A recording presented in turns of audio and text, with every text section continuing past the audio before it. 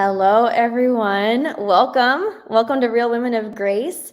So our goal here at Real is to live as relatable, empowered, authentic women. We come together once a month just to discuss relatable topics. We're empowered by God's word. And then how can we authentically live who God has created us to be? So joining me tonight, I've got Mary. And I've got Dr. T, and we are down one panelist who's not feeling well. So she's not joining us tonight, but the three of us, we're going to be digging into the conversation. So wherever you're at, love to know where you are so you can utilize that chat. This is a very interactive conversation. So as we are talking and sharing, if you have a question, you have a thought, a comment on anything that we're saying, love to be able to hear from you. So make sure you utilize that chat. We've got our friend Renee who is going to be communicating with you as well. So she's a great person to talk to. And sometimes it's really cool to see women just having their own little side conversations as we're having our conversation. We love that too. Definitely encourage that. But we're excited that you're joining us tonight. And so tonight, just a little bit of a disclaimer.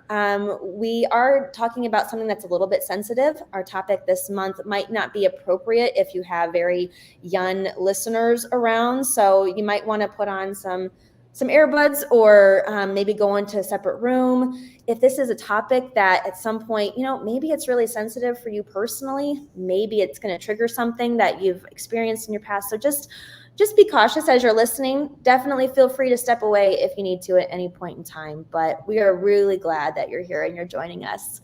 So before we get into tonight's topic, we have a really fun little new segment that we're doing in the beginning of our talk that we like to call Real Rapid Fire Question. I say question because it's just one question.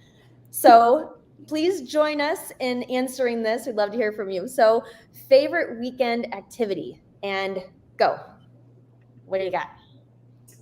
Okay, so can I ask a clarifying question? Okay. Okay. Is it the whole weekend, or are we talking about like Saturday morning, or because it makes a difference for me? I'm thinking the whole weekend. Yeah, let's go with the whole weekend. Okay, I gotta go with Sunday morning at Grace Church. Aw. Love it. Good one. How about you, Dr. T?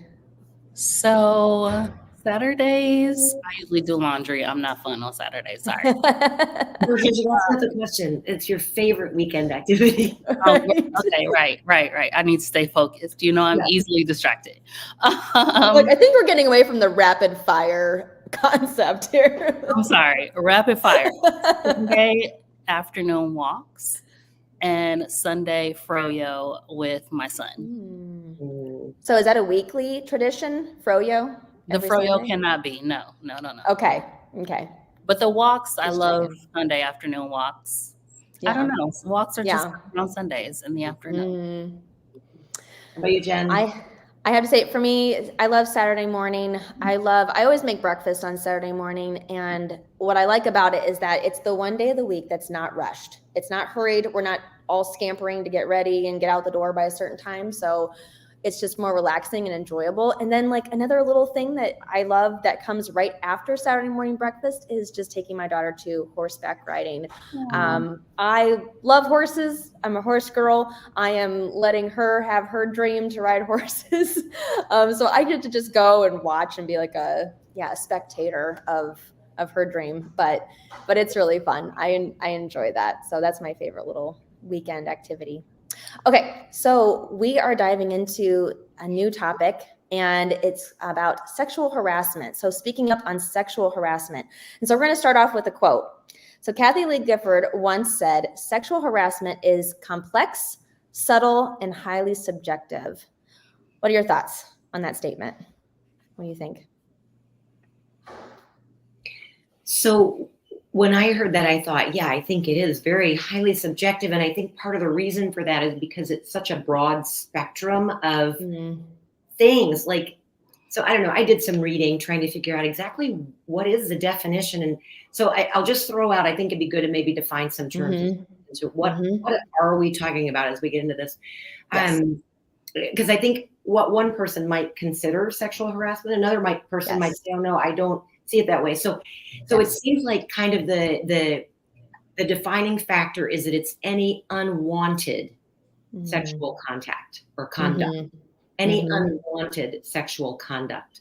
Yes. So that can include physical contact and advances, things like an unwanted massage on the shoulders, getting in close, pinching, any kind of physical touching that's unwanted. Yes. It includes a demand or request for sexual favors of any type. It includes making sexually colored remarks, like comments about one's clothing or body, suggestive or makes one feel uncomfortable. It would include showing pornography to another person. It would include anything unwelcome in physical, verbal, or nonverbal conduct or sexual nature. So kind of in my reading, that's kind of what I came up with. There's a broad spectrum, everything from an unwanted, and that's the key word, unwanted, verbal, to all the way to sexual assault. So it's a broad spectrum of things we're talking about. Yes. Yeah. What are your thoughts, Dr. T? I agree. I think it is subjective depending on the person that it's happening to. I do think that there needs to be some barometers within that, because there's always someone who's crying wolf for their own personal gain sometimes, which is sad for people who have actually experienced it. And I do think that it is very complex, because there has just been situations where people didn't intend it that way. They really meant it to be funny. And it's like, oh, but I'm highly offended, and I feel violated in this moment. Yes. Yes. I think the word that I really stuck out to me in the phrase is subtle, because I think, and probably just because it stems from my own personal experience, that the ways that I think I've experienced sexual harassment have been things that I didn't, on the onset of it, realize that's what it was. But then it was like down the road, some situations like years down the road, I'm processing it, and then I'm realizing, wow, like that was harassment, and I had no idea. So it's amazing how sometimes it can be really sneaky and subtle like that. But I totally agree. It is very complex, and it's also very subjective. Okay, so using the descriptive words from the quote, let's talk about a time where you experienced, we're just diving right in, a time that you personally experienced sexual harassment that you considered, whether it was either complex, subtle, or personally subjective. This is a heavy topic for me, because for most of my childhood and younger parts of my life, I didn't feel like I had agency over my body, because there were lots of men in my life that felt very entitled to say and do things that were highly inappropriate. So, I mean, I just have so many scenarios. I mean, I hate to be laughing about it, but I just have so many scenarios, from like male family relatives asking me to dance in suggestive dances, and I'm like, I'm a child. Now, at that moment, you know, it's all cute, right? Yeah. But looking back on that, I'm like, oh wow, like that's kind of where it started, to ask a child to do a dance that's inappropriate, that is clearly for adults. For entertainment reasons. I mean, and now it's rampant on the internet, but this was pre-internet. I think that that's where it started for me. And then just the comments, the sexual innuendos to my body parts, because I am a curvaceous woman. It doesn't matter what I weigh. If I'm a size 0 all the way to 10, like I'm just curvy. And so there are constant sexual innuendos about my appearance, to the point for a long time I wore really baggy clothes to cover up, to think that would help, and it didn't. Yeah. I know. So mine, a couple of my stories One is short. I would say this is probably defining maybe that subtle piece. But I've had people make comments, even as an adult, like very recently, like I'm talking in the last like 2 years, make comments about, I have these leather leggings that I love. And I like them because I think they're fashionable. I think that they look nice in the fall with some boots, and I think they're cute. But I've had some people that I guess somehow they associate leather to something like sexy, you know? So they've made comments to me like, "Oh, I can't believe you walk out of the house like that." You know, and it, even though I'm thinking, I don't think I'm dressing in anything like appropriate. So that could be like a little bit like, and maybe they don't even see, I honestly don't even know if their intention was that like, oh, that's making her uncomfortable. I don't know if they like said it in a way where it's like, oh, this is a joke, trying to be funny, or maybe they're even just trying to, it sounded more like a joke, is like how, like the tone, like if I think about the tone.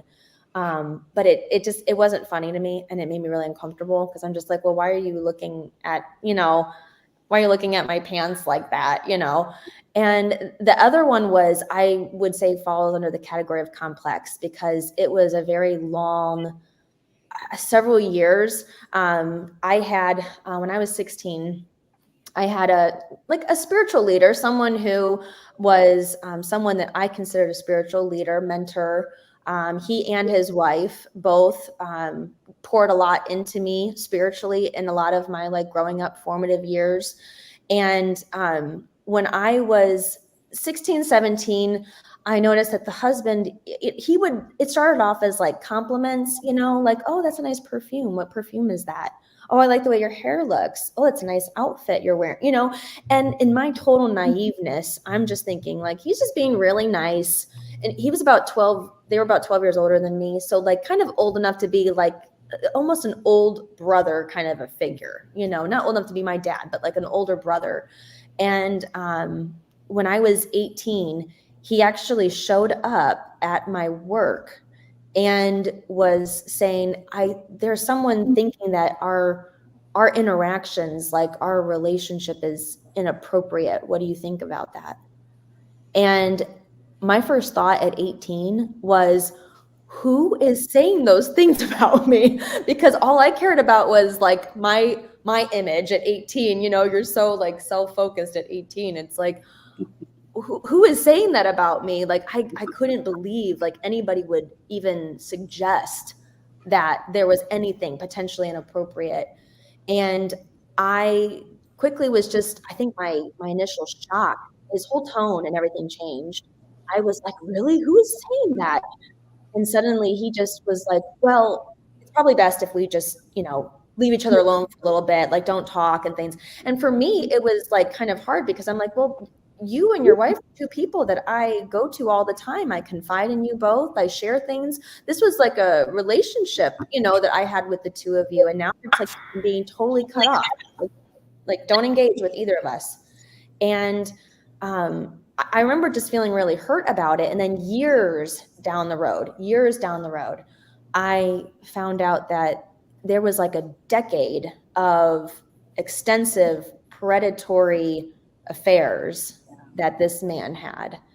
And I realized, I'm like, wow. So all of that, which it kind of falls in the line of like grooming and things too, but it's like making an advance that I just didn't realize. I didn't realize it was a form of advancement, but it was. And that's why I think it's complex, because it was like, I didn't even realize what was happening. But then also, I guess it's subtle as well, because it was done so well that I had no idea. And it wasn't even until I found that news out that I was even able to piece all those things together. So crazy stories. Yeah.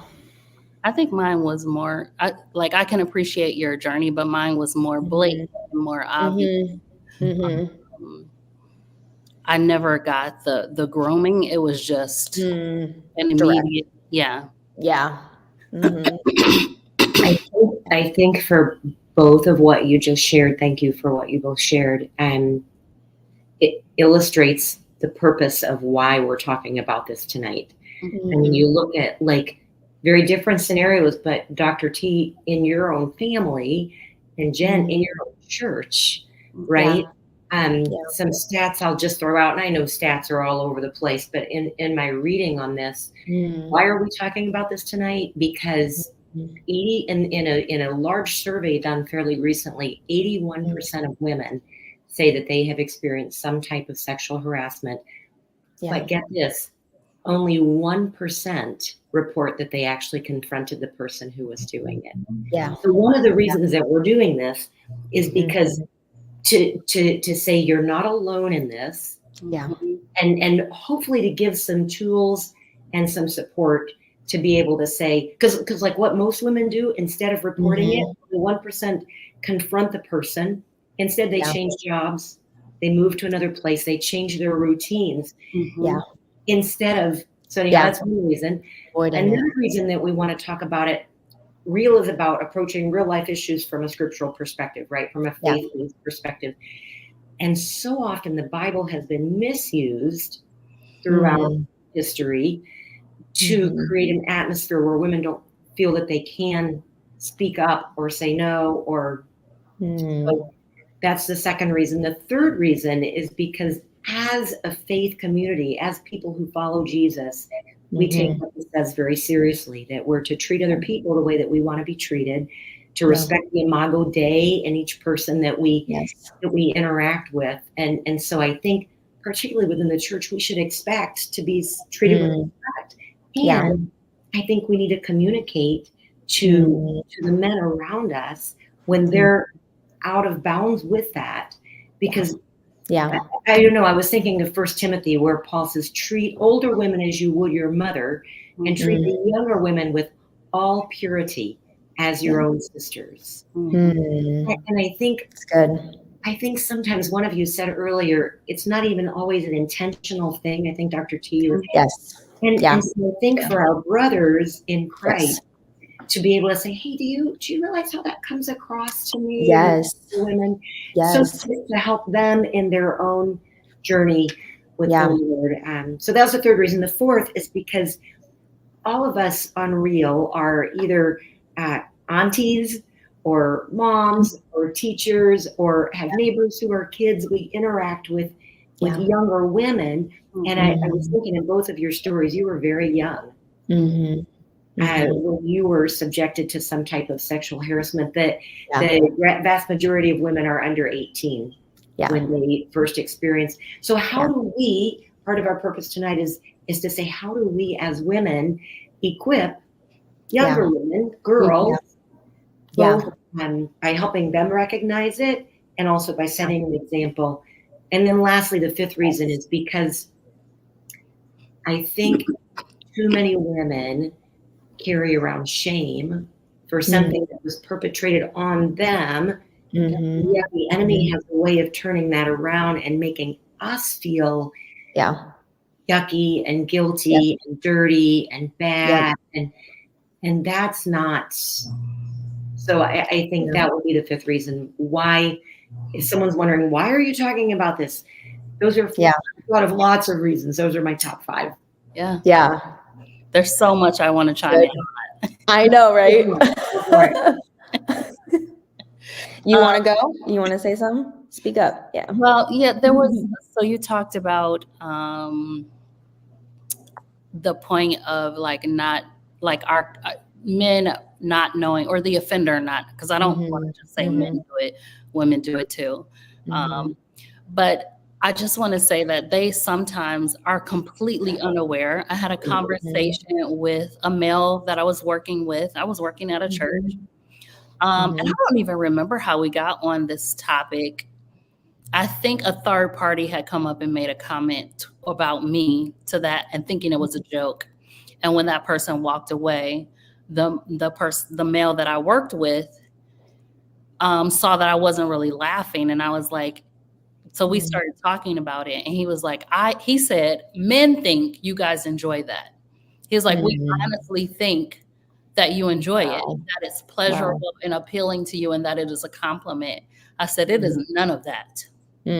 It feels unbelievably uncomfortable, and we don't desire it in any way. That was one point that I wanted to chime in and talk about. Like, I don't want to demonize men in this conversation, because there is a little bit of naivete and innocence about it, where they are just completely clueless and don't even know that it's offensive.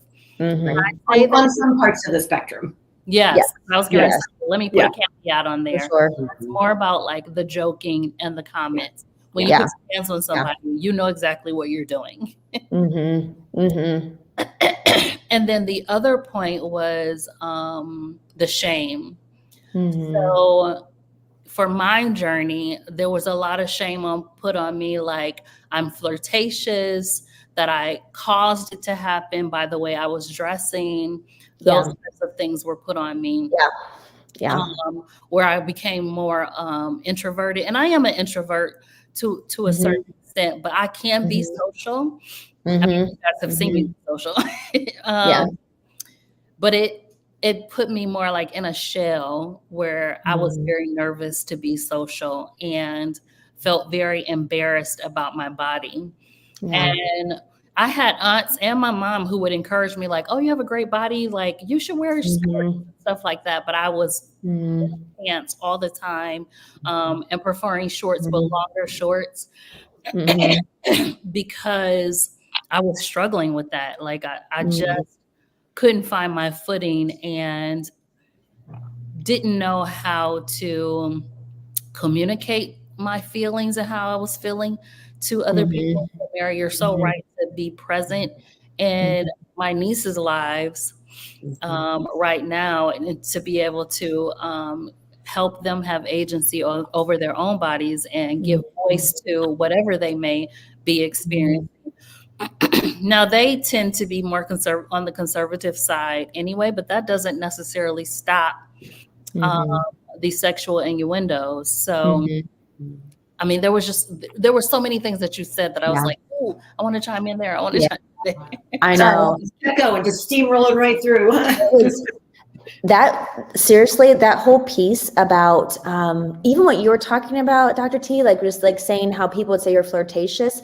It's funny though, like how people can misinterpret and not like define flirtation appropriately, because I'm also very introverted in the sense that I recharge by being alone. But if you put me in a room in a group of people, I could easily be like the life of the party. I could be like the one that's talking, keeping conversation going. I love to joke. I love to laugh, so I can be very bubbly, and I do like to joke. And sometimes I will do that with men, even like, not in anything that's inappropriate, but I think somehow it comes across or perceived as like, oh, she's flirting. And I look back even in my younger years with, again, a situation that with an adult, I mean, they hold the greater responsibility than me. I was not engaging I was not trying to go after him, pursue him, nothing. I was being myself. Yeah. But I think he was somehow, because even when he asked me that question, like, oh, I think some people are thinking our relationship's inappropriate. Because my first thought too was like, other than why are people who are saying this about me? Why are people thinking this? But then it's like, what am I doing that's sending a message that I'm somehow interested in that? And I couldn't nail it down, because I'm thinking I'm not different around him than I am with my friends or, people at school or anything like that. So I couldn't figure out what it was, but I think somehow it was interpreted that it was flirtatious. And I think maybe it's just because it's an attractive quality when someone has like a bubbly personality, friendly, maybe you compliment, someone, maybe you're an encourager even, which is a very biblical thing to be an encourager. But for somebody, I don't know, they can take it the wrong way. So I know one of the things though that you mentioned, Mary, that I kind of wanted to unpack a little bit. We talked about the stats of 81% of women that experience it, high rate, not surprised by that at all, but only 1% that actually do anything about it. So how do you respond to the situation if you're in the situation? And if it's something that you have been through before, looking back, is there anything that you would have done differently? Yes, yes, yes, and yes. Right. There are so many situations in my life where I don't know what I would have done, but I just, hindsight is 2020. I wish I would have done something differently. I mean, I was working at a church and I was on the communications team and I was actually running the board for the mics. It was an all-male team. I was the only female on there and on the team. And it was after service and I was shutting everything down. And the head of the team came back into the sound booth, which was towards the back of the church, pressed his body up against me, started kissing me. And this was completely unwanted. Yeah. Then there was like a room. He was married. And then there was a rumor that he and I were like together. And I was like 17, 18 years. I think I had just turned 18. No, I was 17. And I wish I would have spoken up for myself in that moment. Yeah. But I didn't. I just let it go. And then after that incident, I got a job as a part-time nanny. And this was a very short-lived job. I don't think I've ever told anybody this story. So this is like first time. But I was a part-time nanny, and I'm going to try not to get emotional about it. And they were building on their house, building an extra room. So I was sleeping on the couch until the room was finished. Not building it, renovating it for me to be there. And they had a daughter and I was their nanny. So I would sleep on the couch at night because the room was being renovated. Oh my God, I'm getting so emotional about it. So one night I had put their daughter to bed and I went to sleep on the couch and I woke up and the husband was laying next to me completely naked on the couch. Wow. And I just laid there because I didn't know what to do. He eventually got up because, of course, his wife was going to come down and see him. He didn't touch me. I mean, his body was pressed up against mine, but he didn't do anything to me besides lay next to me naked. And so I just didn't show up to work the next day. And his wife proceeded to tell everybody that she had to fire me because I was sleeping with her husband. Wow. So I think she knew that he was doing that kind of stuff and that I wasn't the first. Yeah. Because she was covering up for him. But I just had so many situations in my life like that where I just really never felt like I had agency over my body. And I just wish I would have said something or done something. I wish I would have gotten up. Yeah. You know, I could have easily gotten up, but they were my ride. So I was like, how am I going to get home? When you look back to, like, there's so many things in life where we can look back and say, oh, I should have said, oh, I should have done, oh, I should have, because we have time to think about it and prepare in the moment. Like you were so young.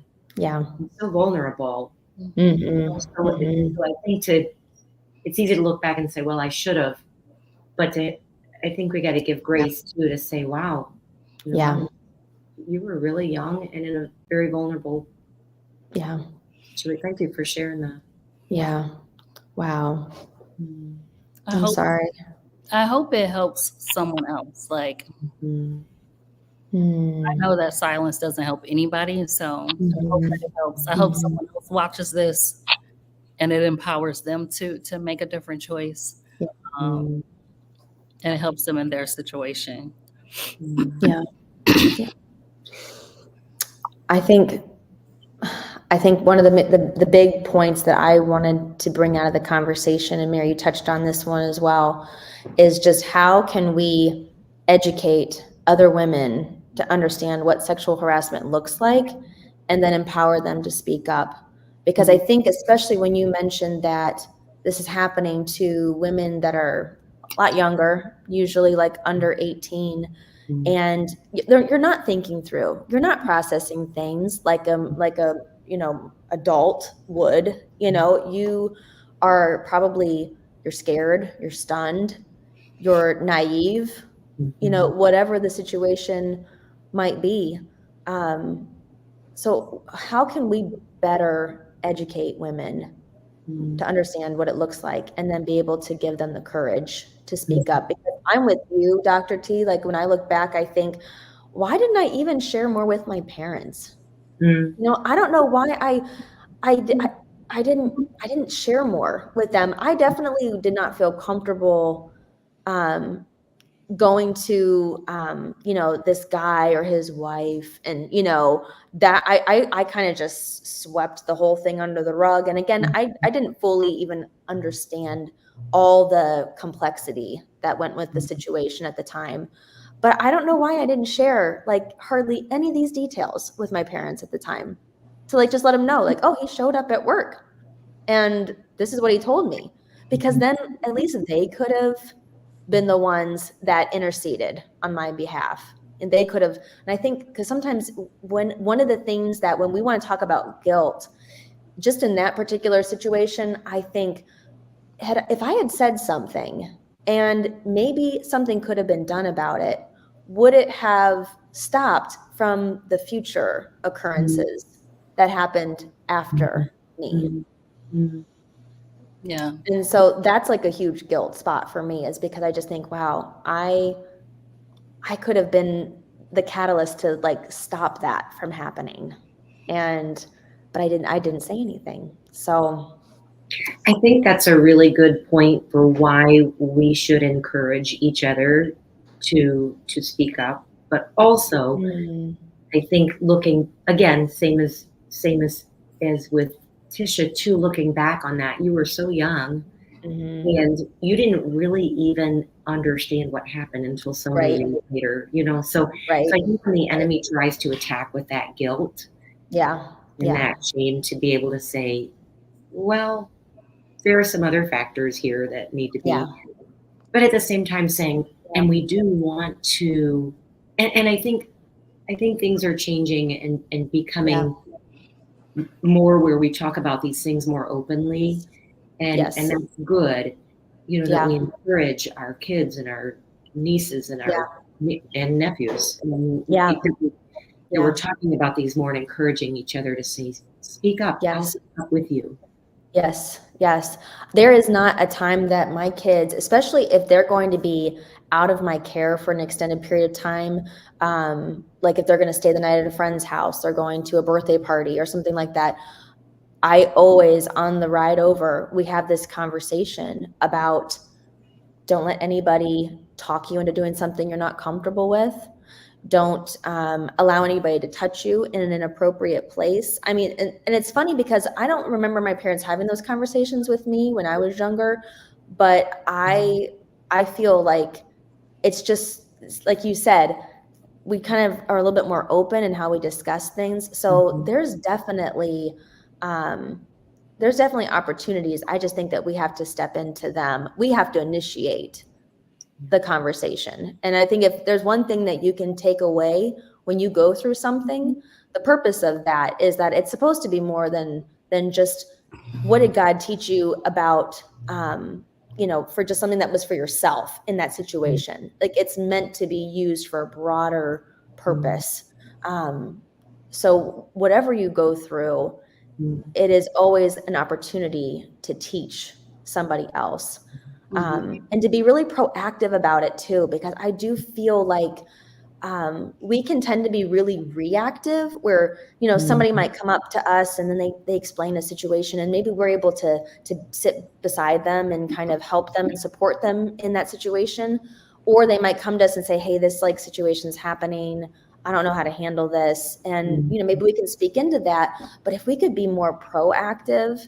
And that was the whole point of this conversation. I'm like, this is a great way to be proactive for people that are just like, oh, I didn't realize that if something makes me uncomfortable, that I could actually do something about it.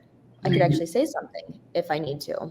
I want to say thanks too to the women in the chat. Wow, there's some real authentic sharing going on in the chat room. Thank you for opening up. I think I think that's part of ending the silence, right? Is being able to. I kind of want to address just real briefly too the passage in Matthew 18 where it talks about, because we said confronting the person who's doing it, and the Bible teaches us if someone offends you, go directly to them. If they won't listen, take someone and go. And if they won't listen, go to the church. And I think, obviously that's the way that we're supposed to handle offense. But remember, we talked earlier about the spectrum of sexual harassment. If it's on this end of the spectrum, then but if there's a real power dynamic where this person is older than you, in a position of authority over you, whether that be in a workplace or a spiritual, at that point, things change. And if that's a situation that someone is in, they may need to go directly to the authorities or directly to, someone who can do something. So it's not always going to be that the answer is speaking up to the offender or the perpetrator, or sometimes it's going to be going directly to someone who can do something. Exactly. I think we also need to provide safe spaces. Like, I think for me, my personal journey, I didn't feel like I had a safe space to share any of that. I didn't feel like I had the support system that would support me in saying those things out loud. And I think that there is a culture where it is always the woman's fault no matter what. Well, you hear that, like, well, what was she wearing? What did you do? What did you do? Right. What did you say? So I think those things, as women, we can dispel that by supporting other women and providing other women safe spaces to be transparent and vulnerable and share.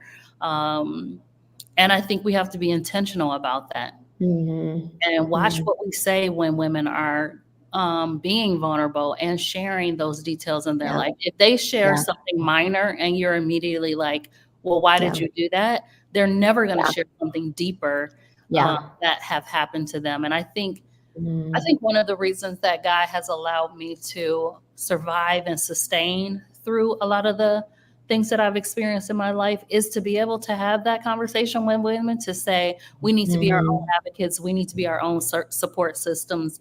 And we need to provide safe spaces for each other, because sometimes, and I hate to say this, but it has been my experience, sometimes my harshest critics and my accusers have been women. And in a lot of my scenarios where a man did something inappropriate to me, it was the woman who was like, well, what did you do? And what were you wearing?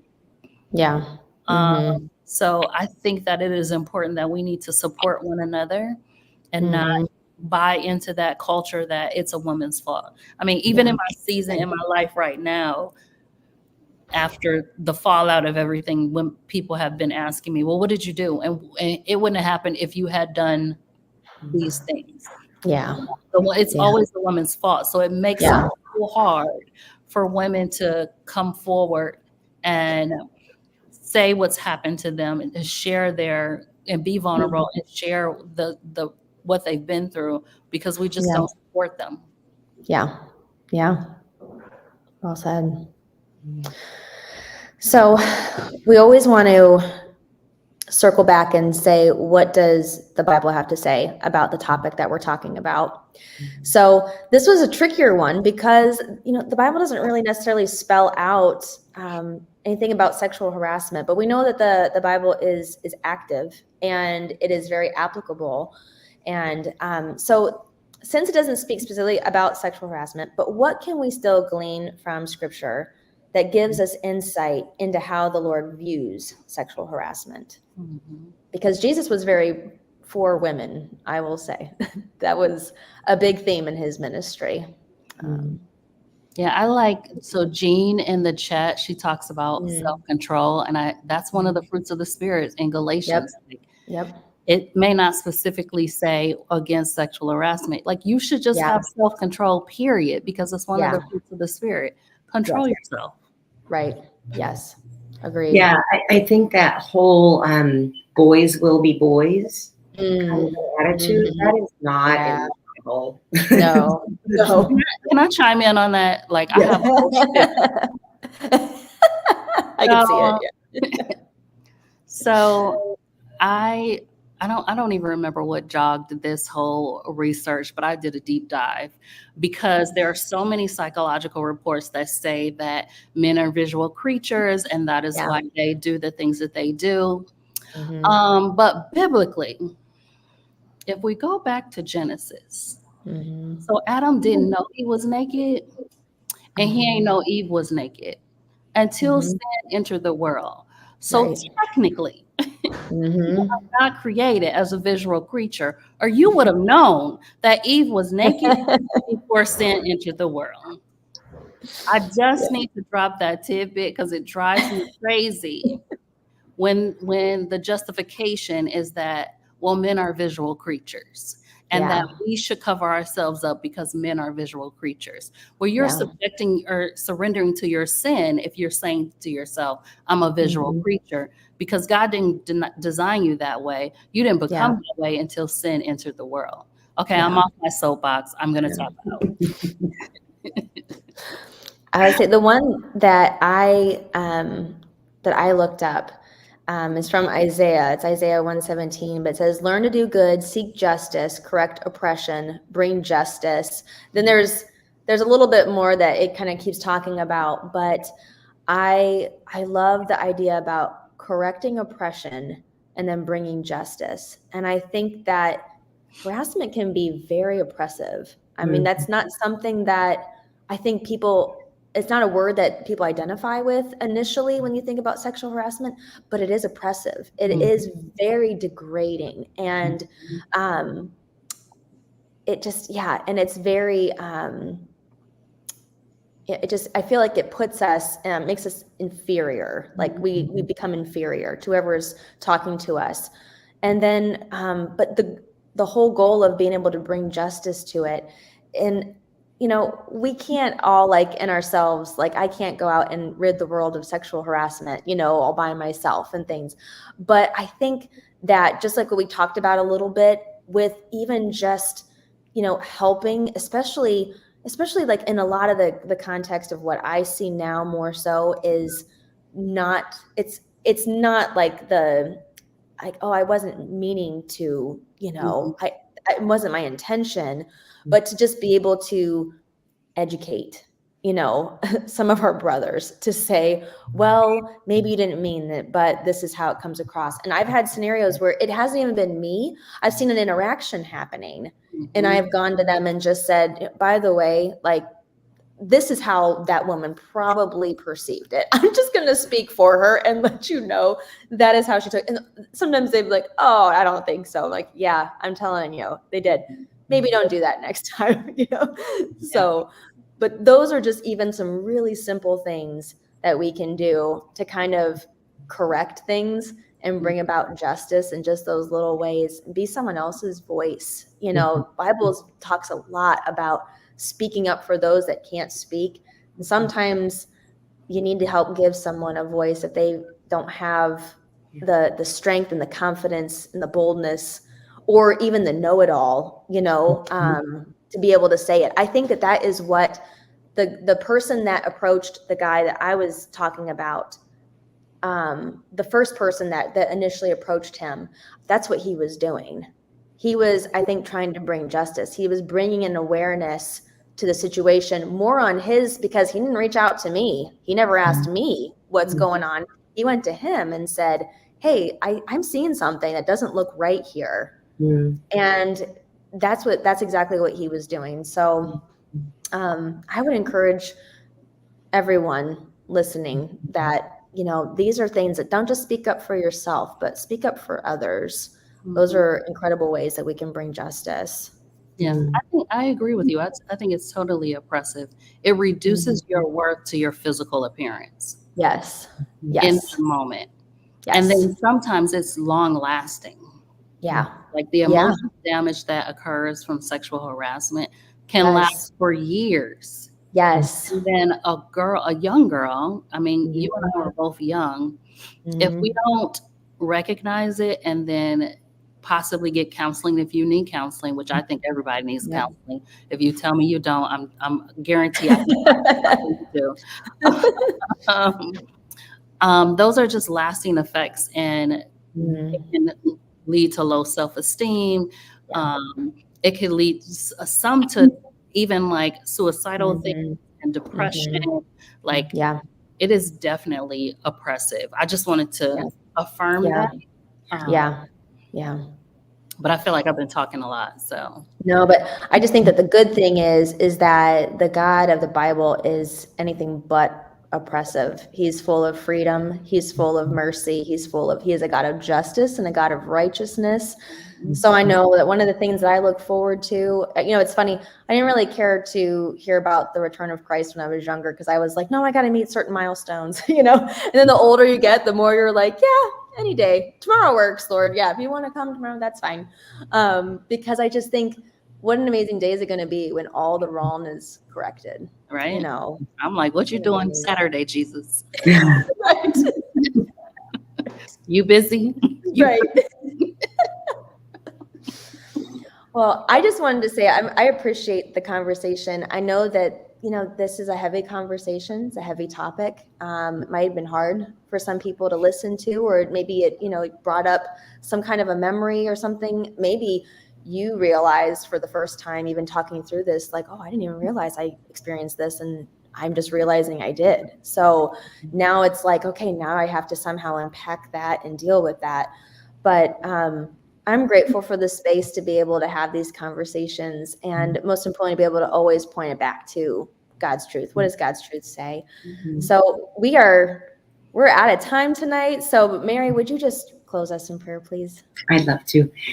Lord, I thank you for the opportunity to talk about these things. And even more than that, I thank you that you've been listening and you see every heart that's been wounded, and you're the healer. So I pray, Lord, that as this conversation has been a sensitive one, would you meet each woman, each person who's listened in right where they are, and apply your love and your healing in the way that only you can do. We're so grateful for your love and your kindness and your gentleness and the way that you value us. In Jesus' name. Amen. All right, ladies, we'll see you back next month. Thanks for being real with us. All right, take care.